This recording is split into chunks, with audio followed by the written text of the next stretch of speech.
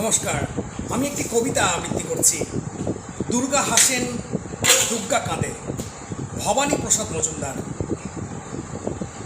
মাছ মাংস দূরের কথা, জোটেনি ভাত পেঁয়াজ।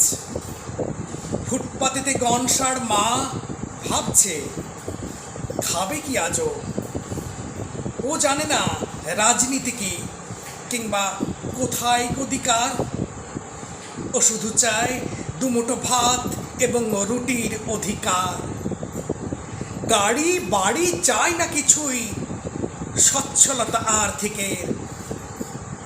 ও শুধু চায় দিন কেটে যাক গণেশ এবং কার্তিকে। বুকের দুধও শুকিয়ে গেছে, ঘুম ভেঙে তাই মাঝরাতে গনসাকে তো মাথা খোঁড়ে হাড় চির চির